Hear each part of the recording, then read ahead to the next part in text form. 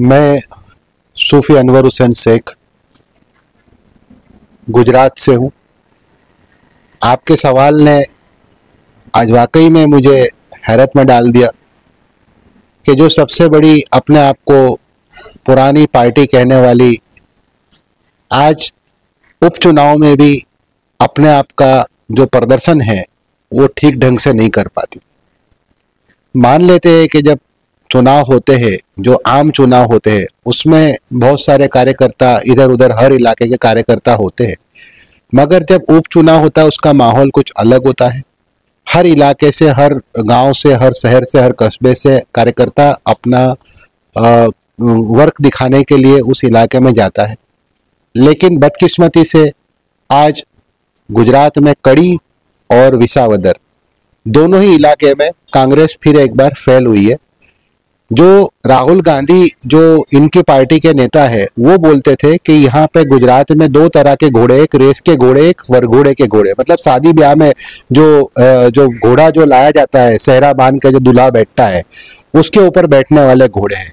तो यहाँ पे 90% जो कांग्रेस के नेता है वो सारे वरघोड़े के घोड़े, कोई रेस के घोड़े नहीं है, पता चल गया। और दूसरी बात कि जो यहाँ पे अपने आप को जो सोकोल्ड रहनुमा जो बताते थे, कौम के रहनुमा, और सिर्फ धर्म के नाम पे, जाति के नाम पे वोट मांगने निकले थे, ऐसे लोगों की भी बहुत करारी हार है। और मुसलमानों ने भी उनको बिल्कुल पटखनी दी है कि आप हमारे नेता नहीं हो सकते। और वहां पे जिस तरह से जो कौम के नाम पे जो दलाली की गई, जो कौम के नाम पे जिस तरह से दलाली के तौर पे ये वोट मांगे गए, वो भी एक शर्मजनक बात है और शर्मिंदा करने वाली बात है। मुसलमानों को बेचकर अपनी राजनीति चमकाने निकलने वाले ये लोग आज कहीं के नहीं रहे। कड़ी में देखा जाए मुसलमानों की अच्छी खासी आबादी है, बावजूद इसके कांग्रेस की हार। कड़ी में हमेशा से भाजपा जीतती आई है और गांव देहातों का यही माहौल रहा है कि जो मुसलमान है वो भाजपा के साथ जुड़ा हुआ है, भाजपा की जमीनी तौर पे जुड़ा हुआ है। जो शहरों में जिस तरह से इन्होंने जो कुछ जो सोकोल्ड जो कौम के जो लीडर है, जो उन लोगों ने कांग्रेस के जो भ्रम फैला रखा है भाजपा के खिलाफ में, ये गांव देहात में नहीं चलता है। भाजपा ने पहले भी सबका साथ, सबका विकास, सबका सहकार का नारा दिया हुआ है और उसी के तहत हर नागरिक को उसके मूलभूत अधिकारों को हर तरह से प्रोटेक्ट किया जाता है इस शासन में। तो ये कि भाई मुसलमानों के नाम पर अन्याय के नाम पर चिल्लाकर सिर्फ मुसलमानों से वोट लेकर फिर 5 साल तक दिखना नहीं, भाग जाना और हारने के बाद मुसलमानों को अपने हाल पर छोड़ देना, ये कांग्रेस की पुरानी रीत रही है। और ये मुसलमान बखूबी जान गया है कि अब सत्ता के साथ रहने से ही फायदा है, इनके साथ रहने से ये न कौम के रहते हैं न काम के रहते हैं। अच्छा, कड़ी में देखा जाए कि बड़ी तादाद में मुस्लिम नेतागिरी को वहां भेजा गया था प्रचार प्रसार के लिए, लेकिन इलेक्शन के फौरन बाद जब नए अध्यक्षों की नियुक्ति हुई पूरे गुजरात में, तो एक भी मुस्लिम चेहरा नहीं है। एक तरफ तो आप मुस्लिम नेतागिरी चमकाने की बात करते हैं, दूसरी तरफ मुस्लिमों को नेतागिरी में हिस्सा नहीं देते हैं। दोनों के बीच का अंतर कितना है? देखो, ये सबसे बड़ी दोगलापंथी है। जब भाजपा की बात आती है तो यही लोग हम पर गुर्रा गुर्रा के कहते हैं कि भाजपा मुसलमानों को टिकट नहीं देती, मुसलमानों को रिप्रेजेंटेशन नहीं देती। तो ये एक सबसे बड़ा छलावा है, दोगलापन है कि जब कांग्रेस की अपनी बात आती है तो कांग्रेस अपने संगठन में भी मुसलमानों को ओहदे नहीं देती। भाजपा से सरकार में आप डिमांड करते हो कि सरकार में भाजपा मुसलमानों को ले, संगठन में ले, लेकिन आप जब अपनी बात आती है तो ये दोगलापंथी कहां तक चलेगी? मुसलमानों को ये समझना होगा कि ये कांग्रेस जो है सिर्फ मुसलमानों का इस्तेमाल करना जानती है, टूल बनाना जानती है, इनके नाम पे सिर्फ खिलवाड़ करना चाहती है। और जो भी हो रहा है सिर्फ सियासी मामलों के अंदर हो रहा है, मुसलमानों को उकसाकर अपने मफाद को ये खुद जो है सिर्फ क्लियर करते हैं। ये ब्लैकमेलिंग की राजनीति करते हैं, जो दबाने की राजनीति है। आज जो अपने आप को स्टार प्रचारक मानते थे, अपने इलाके में नहीं जीत पाए, ऐसे लोग अपने आप को स्टार प्रचारक मान के और पूरे जूथ को लेकर, पूरे ग्रुप को लेकर वहां कड़ी में पहुंच चुके थे। आज क्या हुआ? ऊंधे मुंह पटकनी खानी पड़ी।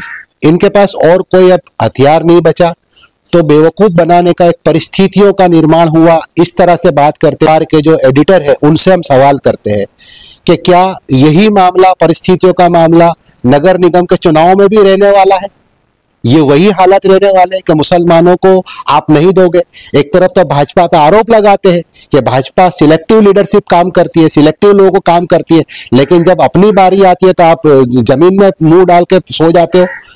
ये सामरूप वृत्ति कब तक चलेगी?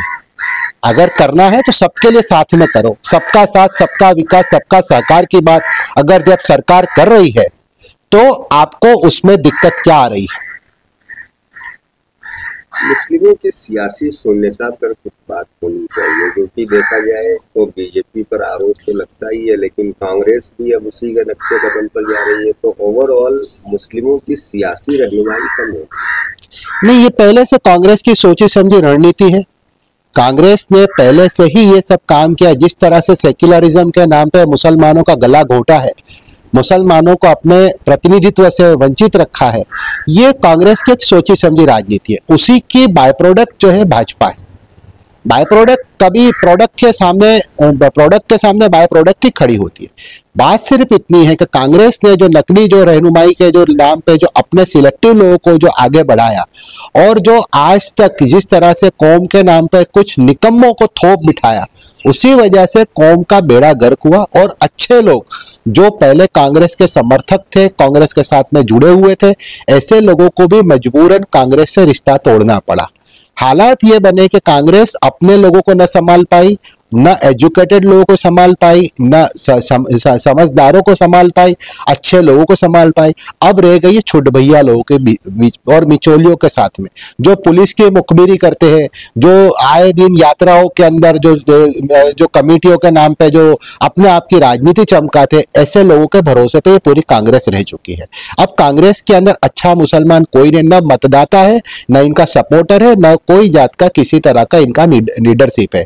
जो कुछ रह गए ये पुराने जो छुट भैया टाइप के जो लोग हैं, जिनका कोई रहनुमा नहीं है और किसी तरह से उनकी कोई जिम्मेदारियां नहीं है, ऐसे लोग ही कांग्रेस की चाटुकारिता कर रहे हैं। बाकी कोई नया कार्यकर्ता आज कांग्रेस में आपको नहीं मिलेगा। राहुल गांधी का वो दावा कि अगले इलेक्शन में हम गुजरात से बीजेपी को उखाड़ फेंकेंगे, लेकिन ये मुंह और मसूर की दाल है। ये मुंह और इनकी मसूर की दाल है। इनको हमारे गुजराती में बहुत सारी ऐसी कहावत है, लेकिन वो कहावतों को हम नहीं कहना चाहते हैं। लेकिन कहावत एक ये भी है कि भाई औकात में रहे तभी ठीक रहेगा। अपनी औकात उनको समझ में आती है, लेकिन बड़े बड़े दावे करना ये अच्छी बात नहीं है। आज जब इनके जो बाई इलेक्शन के अंदर जब चुनाव नहीं जीत पाते हैं, तो ये लोग क्या कौम को आगे बढ़ाएंगे और क्या जीत पाएंगे? ये मुसलमानों को सोचना है, आने वाले मुस्तकबिल को सोचना है, क्योंकि आप 5 साल तक तो आपने उनको वहां के मुसलमानों से जो भी वोट लिया, जो बरगला के, आज वो मुसलमान भी पछताते होंगे कि हमने अपना वोट बेकार जाने दिया, क्योंकि चुनाव हार चुका। अब ये जो वहां का जो उम्मीदवार है 5 साल तक दिखने वाला नहीं है। ये एक ऐसा उम्मीदवार था जिसके नाम के ऊपर ये वोट लेने निकले थे कौम के नाम पे। मैं उससे सवाल करना चाहूंगा कि क्या उसको इस्तेंजा का मतलब पता है? ऐसे लोगों को आप कौम के रहनुमा बनाने निकले थे, जिसको इस्तेंजा का खड़ू का पता नहीं है कि कैसे इस्तेंजा किया जाता है, उसको कौम के नाम पे लीडरशिप का मसीहा बनाने निकले थे। हम ये सवाल कर रहे हैं। आप जब राजनीति कर रहे हो तो राजनीति को भी अच्छे से करिए, ढंग से कीजिए। बेवकूफ बनाने वाली राजनीति आजकल काम नहीं करती है। सारे लोग सब समझदार हो चुके हैं।